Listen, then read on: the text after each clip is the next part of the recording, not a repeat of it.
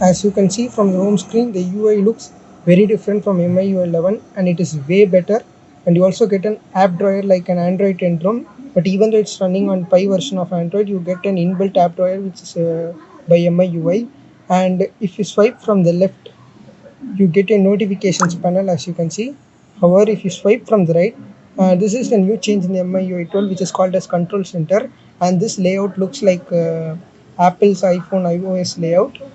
So there are many criticisms that this layout has been copied from iOS, but I think that this feature looks cool on this ROM. And however, if you did not like this feature means, you can anyway go to your settings and click on home screen. Sorry, you can click on your display, and when you come down you'll find an option status bar. Here, if you disable this option called use control center, then you will get an old QS icons. I mean, you will get your old QS center which you can find in MIUI 11 as you can see. So if you swipe here, all your notifications will get displayed. However, I like to use the control center in this MIUI 12 ROM as you can see.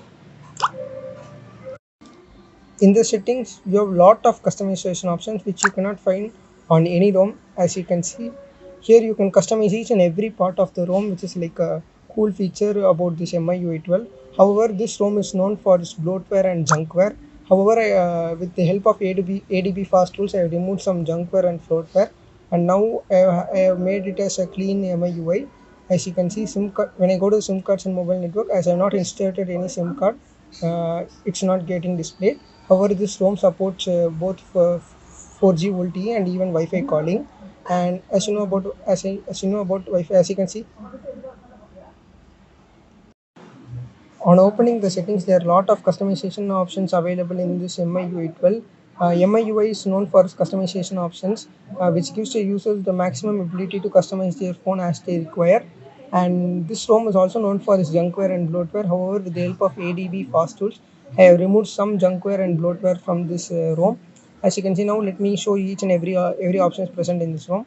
When you go to about your device, to find at which version it's running. As I said, it was running on MIUI version 12 20.5.7 with the let me show you with the latest May security patch, as you can see.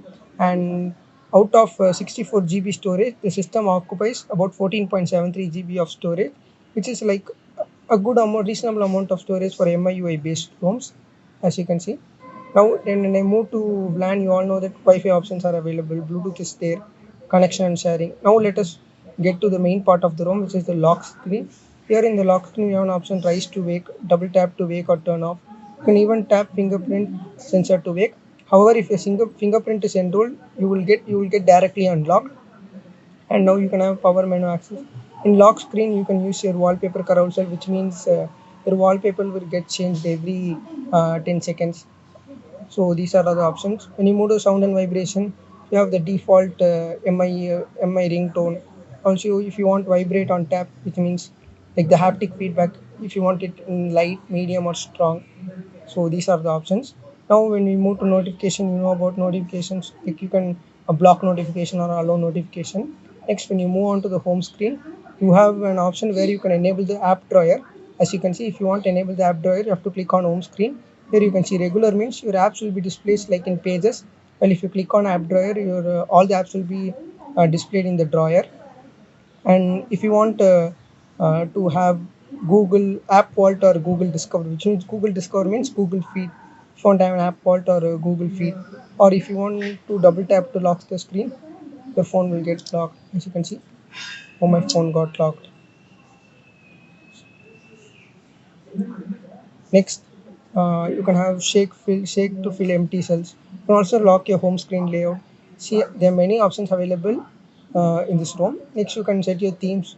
And in terms of passwords and security, you have a fingerprint unlock and face unlock, which is a 2-day face unlock, which works very fine under good lighting conditions. And now, moving on to battery and performance, as you can see, the battery and state space have been totally redefined, and it looks more cool and stunning like this rather than MIU 11.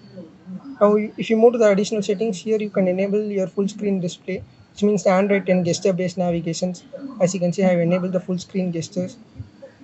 So if you want to, here you can learn more about on how to use these gestures. And you can also use your default buttons, recents, home and back button. So I enabled the full screen gestures. However, the one thing which I found in this ROM is, as you can see, when I get into the recent, there is a minor lag which I found in this ROM. So since this ROM is in beta stage, you will have all these problems. If the stable ones get released, I'll make a video about it and show to you guys how it works. Now you can also have a quick ball. As you can see, quick ball. You can enable the quick ball, from which, as you can see here, the quick ball is enabled. So if you go, you can go from your recents or back or to the home app from the quick ball itself. So here you have your developer options, and in terms of and here you have an option called screen time. This is like digital well-being which is present in Android 10 ROMs. So here in screen time you can see at how much you have unlocked your phone. So you can say I've used my phone for 1 hour 8 minutes. You can set your screen time limit, and you can see which apps have used which apps you have used more. So here now let us move to the next option called special features. In this you have a few options which are like new to in this ROM. You have game turbo where you can boost your games, and as you can see here I have installed PUBG Mobile. PUBG works very fine on this ROM. However, I have found some lags and stutters, micro stutters when I played at HD at high settings. So which is like since as I've said before itself, the ROM is still in beta stage, and this is not an ROM which is available for Mi A2. This is a ported ROM from Mi 6X, which is the Chinese variant of the Mi A2. As you can see, now you have the video toolbox where you can use your tool. You can edit your videos, your quick replies, your second space, or like in the parallel space. You have MIUI lab. In this MIUI lab, there's an option called AI preloading. If you click on AI preloading, the apps which you used most will get launched faster as it's in the memory itself. And you have light mode where your battery, where you can save your battery. So these are the features available in this ROM. As you can see, this ROM is not pretty much stable as of right now. So if you want to try something different new in your phone, means you can go ahead and install this ROM. I'll give an description. I'll give a link in the description box below so that you can go and check out this ROM.